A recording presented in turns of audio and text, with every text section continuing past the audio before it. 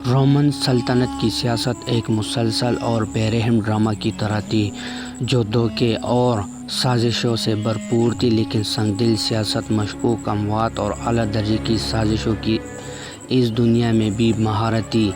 ولیریا میسلینا کی بدنام زمانہ شہرت نمایاں ہے۔ انہیں نہ صرف اقتدار سے چمٹنے رہنے کے لیے ان کی سازشوں کے لیے یاد کیا جاتا ہے، بلکہ ان سب سے بڑھ کر ان کی جنسی بھوک کے لیے بھی یاد کیا جاتا ہے۔ رومن مورخین کے مطابق میسالینا نے انتہائی پیشہ طائفوں کے ساتھ مقابلہ کر کے یہ دیکھا یا گھنٹوں میں سب سے زیادہ مردوں کے ساتھ کون سو سکتا، جو مہارتی نے رات دن مسلسل صحبت کے بعد 50ویں مرتبہ ایسا کر کے انہیں شکست دے دی۔ اس طرح کہانیوں نے میسالینا کی طرح ایک تصویر پیش کی جس سے یہ سمجھنا بہت مشکل ہو جاتا ہے کہ وہ عورت واقعی کیسی تھی۔ آنر کارگل مارٹن کی کتاب Messalina a story of empire, slander and adultery میں ایسا ہی کچھ غیر متوقع موقع پر اقتدار کا ملنا میسلینا گیا ہے۔ کلیڈس کی تیسری بیوی تھی۔ یہ وہ شہنشاہ تھے جنہوں نے شمالی افریقہ میں رومن حکومت کو پھیلایا اور برطانیہ کو ایک صوبہ بنایا۔ یہ معلوم نہیں کہ میسلینا کب پیدا ہوئے، لیکن یہ اندازہ لگایا گیا ہے کہ 15 سے 18 سال کی ہے کہ جب ان کی شادی ہوئی تو ان کی عمر 50 کے قریب تھی۔ اس حقیقت درمیان تھی جبکہ شہنشاہ کی عمر کے باوجود میسلینا کا تعلق اس وقت کے سب سے معزز اور امیر خاندانوں میں سے تھا۔ اس بات کا دور تک امکان نہیں تھا کہ وہ ملکہ بن جائے گی۔ کلیڈس بیمار، لنگڑے، ہکلانے والے، ناخوشگوار، عجیب و غریب اور رک انسان تھے۔ ایک طویل عرصے تک انہوں نے خود کو تاریخ کی کتابیں لکھنے کے لیے وقف کر دیا اور اقتدار سے باہر رہے، یہاں تک کہ ان کے کیلوگولا نے انہیں کونسل اور سینیٹر مقرر کیا۔ قتل کے بعد غیر متوقع طور پر اقتدار ہاتھ میں آیا تو ایک سپاہی نے کلیڈس کو محل میں کانپتے ہوئے پایا۔ اگلے دن انہیں پریٹورین گارڈ شاہی خاندان کے دستے نے شہنشاہ بنا دیا۔ رازداری کی پالیسی دور میں روم ابھی تک حکومت کے اس نئے نظام کا عادی ہو رہا تھا اور کلیڈس جولیو ویکلین کی سلطنت کے صرف چوتھے تھے اور رومن 27 قبل مسیح سے وجود میں آئی سلطنت کے پہلے بادشاہ تھا۔ اس سے پہلے تاریخی لحاظ سے روم ایک جمہوریہ رہا جس پر اشراف کی سینٹ اور منتخب مجسٹریٹ کی حکومت تھی، لیکن جولیس سیزر اور پومپیو دی گریٹ کے درمیان نصف صدی کی خانہ جنگی کے بعد اگسٹس امیرانہ طاقت کے بدلے امن، خوشحالی اور استحکام کی پیشکش کرتے ہوئے اقتدار میں آئے۔ ملک کی سیاست اسمبلیاں اور عوامی فورسز سے شاہی عدالت کی رازداری میں چلی گئی۔ اس کے بعد سے جو چیز واقعی اہم تھی وہ سینٹ میں کسی حیثیت نہیں بلکہ شہنشاہ سے قربت تھی، اور شہنشاہ کے برابر میں تخت پر بیٹھی ملکہ یا مہارانی کے قریب کون سا ہو سکتا ہے۔ لیکن اگر میسلینا کی کیلوگولا کے دربار میں اپنے تجربے سے کچھ سیکھا تھا تو وہ یہ تھا کہ جہاں شہنشاہ سے قربت کسی بھی رومن کی طاقت اور موقع فراہم کر سکتی ہے، وہیں اس کی وجہ ان کی جان بھی خطرے میں پڑ سبق رومن و دربار میں سیاست سکتی ہے۔ شفقانہ کارگل مارٹن نے BBC ہسٹری ایکسٹرا کو بتایا کہ داؤ پر بہت کچھ تھا۔ کلیڈس اور میسلینا کو معلوم تھا کہ اگر آپ شہنشاہ نہ رہے تو آپ کی موت یقینی ہے، اس لیے وہ اقتدار سے چمٹتے رہے کیونکہ اگر وہ لڑکھڑا گئے تو شاید مارے جائیں گے۔ کلیڈس اور میسلینا اپنی پوزیشن کے فوری خطرات سے بہت باخبر تھے کیونکہ انہوں نے اپنے پیشراؤں کو شاہی محل میں ٹکڑے ٹکڑے ہوتے دیکھا تھا۔ کارگل مارٹن نے بتایا کہ کیلوگولا کی اس وحشیانہ انداز میں مارا گیا کہ یہ افواہ تھی کہ لوگوں نے اس کے گوشت کے ٹکڑے کھائے تھے، اور اس کے ساتھ انہوں نے اس کی بیوی جوان بیٹی کو بھی مار ڈالا تھا کیونکہ انہیں مستقبل میں ممکنہ خطرات کے طور پر دیکھا جاتا تھا۔ جب یہ سب کچھ ہوا اس وقت میسلینا اپنے بیٹے 8 ماہ کی حاملہ تھی۔ یہی وجہ ہے کہ میسلینا اور وراثت برٹانکس کے پہلے دن سے ہی جانتی تھی کہ کردار میں اسے کنٹرول رکھنے کے لیے ہر ممکن کام کرنا ہے، اور اپنے پورے دور حکومت میں انہوں نے ایسا ہی کیا۔ تقریباً ایک دہائی میں وہ شدید بحیرہ روم کی سب سے طاقتور خاتون تھی۔ وہ طاقتور امپائر کورٹ پر پورا کنٹرول رکھتی تھی، ہمیشہ اپنی پوزیشن برقرار رکھنے کے لیے تقریباً کچھ بھی نہ کرنے کے لیے تیار رہتی تھی۔ میسالینا کے شوہر سیاسی سازشوں میں ملوث ہو گئے، اپنی سیاسی دشمنوں پر جلاوطنی یا پھانسی کی 48ویں عیسوی کے آخر تک الزامات عائد کرتے رہے، اور میسالینا نے اس بھاری وردی سرنگ پر بڑی کامیابی کے ساتھ ان کی رہنمائی کی، اور پھر انہیں بھی انتہائی پراسرار اور ڈرامائی حالات میں قتل کر دیا گیا۔ یادداشت یا نشانیوں کو مٹانا میسالینا کی موت کے بعد وہ ڈیمونٹو میموریا مذمت یا لعنت کی علم بتیں گئی، لہٰذا ہر وہ چیز جو ان کی یاد دلاتی تھی مٹا دی گئی اور ان کے مجسمے کو توڑ دیا گیا۔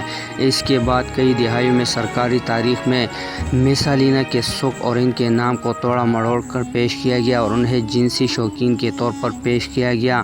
میسالینا کو سیاہ بالوں سنڈول جسم والی ایک خوبصورت خاتون بنایا گیا جو ایک مسکراہٹ کے ساتھ کسی بھی آدمی کو دیوانہ بنا دے۔ وہ ہیٹسمیو جونیل جوونال جیسے شہر کی تحریروں مرکزی کردار تھی، جنہوں نے اپنی طنزیہ کی تحریر میں شاہی طوائف کہا۔ وہ بڑی تفصیل سے بتاتے ہیں کہ جیسے ہی میسالینا کا شوہر سو جاتا، وہ اپنی شناخت چھپانے کے لیے ایک سنہرے بالوں والی وگ کے ساتھ محل سے نکل کر ایک کوٹھے پر چلی جاتی، کیونکہ انہوں نے اصلی بستر پر سستے بستر کو ترجیح دی تھی۔ وہاں وہ گاہکوں کے ساتھ عریاں سوتے، یہاں تک کہ دلائل انہیں زبردستی وہاں سے نکالتے، پھر بھی وہ سیر نہیں ہوتی تھی۔ صدیوں تک میسالینا کی مبینہ بدکاری اور جنسی بے راوی نالوں اور پیرا اور فلموں کے متاثر کرتی رہی۔ گارگل مارٹن کا کہنا ہے کہ ان کی موت کے بعد وہ بے قابو جنسیت کی علامت بن گئی اور ان کی سیاسی اعمال کے بارے میں تقریباً تمام کہانیاں دب۔ تاہم انکار کا کہنا ہے کہ اگر ہم غور سے دیکھیں اور واقعی ان کی سیاسی فیصلوں پر نظر ڈالیں تو مجھے لگتا ہے کہ یہ بہت واضح ہے کہ اکثریت فیصلوں کا مقصد ان کی یا ان کے شوہر کے اقتدار کو کسی بھی ممکنہ خطرے سے بچانا تھا، کیونکہ وہ جانتی تھی کہ ان کی قسمت اور ان کے بچوں کا مستقبل مکمل طور پر گلیڈز کی مسلسل بالادستی سے جڑے ہوئے تھے۔ غیر معمولی کردار میسالینا وہ خاتون نہیں تھی جن کی یادوں کو قدیم روم نے مورخین نے مسخ کیا، لیکن مارٹن کہتے ہیں کہ ان جیسی پیچیدہ شہرت کسی اور کی نہیں ہے اور یہ بہت غیر معمولی ہے۔ جنسی لحاظ سے وہ قدیمی بری عورت بن گئی، لیکن میرے خیال میں یہ نوٹ کرنا ضروری ہے کہ روم میں طاقتور خواتین کو بدنام کرنے کا یہ واحد طریقہ نہیں ہے۔ انتخاب کرنے کے لیے اور بھی طریقے موجود تھے۔ میسالینا ایک انتہائی پرجوش، حد سے تجاوز کرنے والی اور غیر متعلق شخصیت کے طور پر سامنے آتی ہے۔ دلخراش ختم، لیکن ان کے بارے میں جو کچھ کہا گیا وہ سب جھوٹ نہیں تھا۔ اگرچہ رومن مورخین قدیم کرداروں کو تخلیق کرنا پسند کرتے تھے اور میسالینا بے قابو جنسیت کا مظاہرہ تھی، لیکن مجھے نہیں لگتا کہ ہم پوری طرح اس خیال سے دور ہو سکتے ہیں کہ وہ جنسی طور پر بے قابو انسان تھی۔ کارگل مارٹن کا کہنا ہے کہ ان افواہوں کے علاوہ، جیسے کہ جوونال کی جانب سے بیان کیا گیا، کچھ اور بھی تھی جو زیادہ قابل فہم تھی۔ انکار کہنا یہ کہ بہت ممکن ہے میسالینا نے منسٹر جیسے مردوں کے ساتھ غیر ازدواجی تعلقات رکھے ہوئے ہیں، جو اس وقت کے سب سے بڑے اسٹیج اسٹار تھے، اور ساتھ ہی گاوس لیس جو اس زمانے میں پورے روم میں سب سے خوبصورت اشرافیہ بے شمار کیے جاتے تھے۔ کہا جاتا تھا کہ بعد میں گاوس کے حوالے سے انہوں نے اپنے شوق کو نہیں چھپایا اور اپنے دوسرے عاشقوں کے مقابلے میں گاوس کے ساتھ حد سے آگے بڑھنے لگی۔ اس طرح آخر میں ایک ناقابل یقین حد تک ڈرامائی واقعہ دیکھے ہے جو میسالینا کی موت کے ساتھ ختم ہو گئی۔ مصنف کا کہنا ہے کہ جیسے کہ ذرائع میں اطلاع دی گئی ہے کہ گلیڈز بندرگاہی شہر اور ستیا کے سفر پر گئے اور میسالینا اور گائس لیس نے جو شدید محبت میں گرفتار تھے، شہنشاہ کے دور رہتے ہوئے شادی کرنے کا فیصلہ کیا اور پھر بغاوت کر کے روم کے تخت پر قبضہ کر لیا۔ اس حیران کن واقعہ کو کئی رومن مورخین نے بیان کیا ہے جیسے توقع کی گئی تھی۔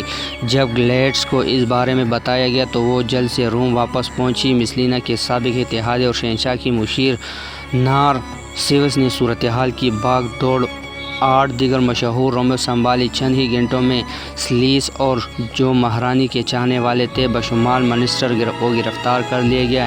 ان پر مقدمہ چلایا گیا اور انہیں پھانسی دے دی گئی۔ جب مسلینا نے اپنے شوہر سے بات کرنے کی کوشش کی تو نارسیو نے اپنے روک دیا، اور جب پولیس نے اپنی بیوی کے مقدمے کی سماعت اگلے دن کرنے کا حکم دیا تو نارسیو کو ڈر تھا کہ کہیں شہنشاہ دوبارہ اس کی محبت میں گرفتار ہو کے اسے معاف نہ کر دے۔ نارسیو نے اتنے قتل کرنے کے لیے ایک فوجی افسر کو بھیجا۔ مسلینا نے روم میں اپنے باغات میں پناہ لے رکھی تھی کیونکہ انہیں یہ لگ رہا تھا کہ ان کے پاس کوئی راستہ نہیں تھا۔